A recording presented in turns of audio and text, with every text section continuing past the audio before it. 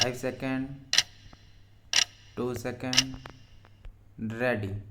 Now, sir, honorable members will recall that the bill was introduced in the House of the People on the 2nd September 1953. It has had a long history, and in one form or another it has been before the public since the end of 1949. Full stop. In the statement of objects and regions, the various stages through which the bill has passed since 1946 have been summarized, and I need not recapitulate on this occasion the circumstances in which the then Government of India took the decision in early 1946 to initiate an inquiry into the reform of our company law. I would remind honorable members that between 1946 and 1948, the entire field of company law was carefully reviewed by two distinguished company law lawyers who were appointed to recommend the broad lines on which the present act should be revised. Full stop.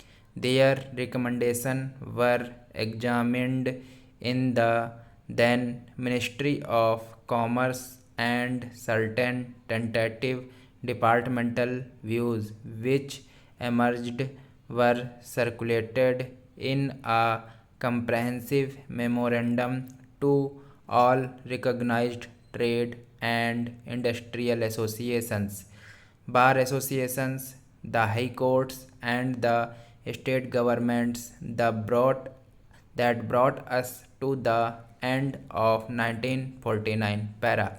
Many representations on this memorandum were duly received from chambers of commerce, trade and industrial associations, state governments, and the general public.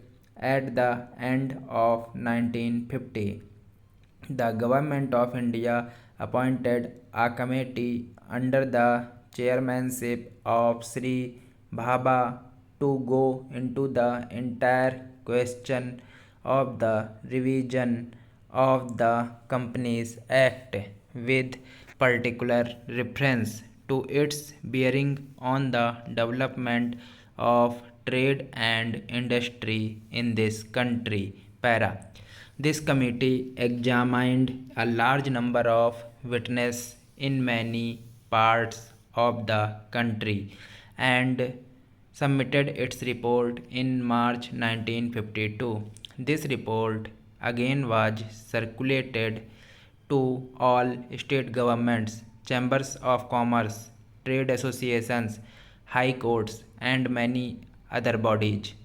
At the same time, a special officer was appointed in the Department of Economic Affairs, Ministry of Finance, to examine the report in the light of the views received from the interested public, and to submit proposals to government for the revision of the present act.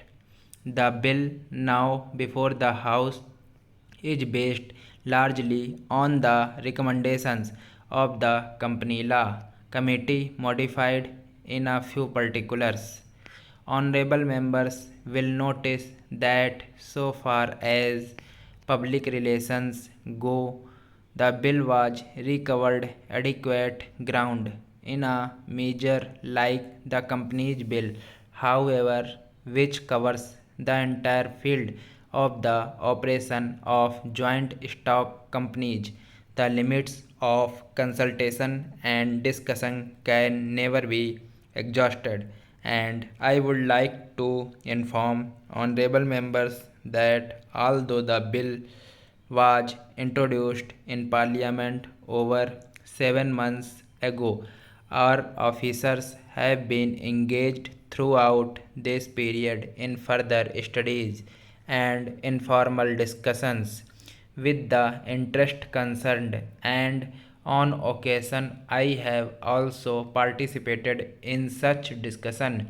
I have also given some further thought to some of the issues arising out of the bill, and I propose at the appropriate stage to bring before the select committee any changes in the provisions of the bill which seems to me to be worthy of consideration. In the light of this further examination, no honorable members will have noticed that the bill contains 6 clauses and 12 schedules. I think it is probably one of the longest legislative measures in the recent legislative history, but its size might be regarded as misleading unless I make a few comments. The bill is both, one must remember, a consolidating and amending measure, as mentioned in the Statement of Objects and Regions. This is first opportunity which has occurred since 1923 for the consolidation of the Companies Act. Advantage has been taken of this opportunity to redraft several long and complicated sections in the present Act, which have been split up into a large number of clauses. This is the largest single factor accountable for the increase in the number of clauses in the bill. Full stop.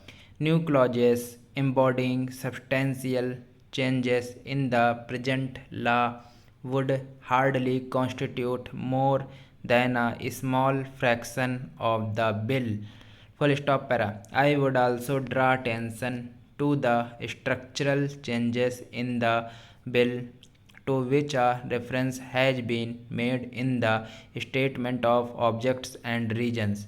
Full stop. The redraft of the bill and the rearrangement of existing chapters in the Companies Act in a more logical order have, I think, resulted in a noticeable improvement in the form of the bill, and I hope will facilitate better understanding and appreciation of the scheme. Full stop. I wish that the act, which came into effect long ago, was implemented properly. I know that the ministry here is very earnest in implementing it, but unfortunately his colleagues at the state level are disappointing him. Full stop. Unfortunately, comma, no steps have been taken for trimming or toning up the administration at the state level and at the district levels. They have to be taken immediately. Full stop.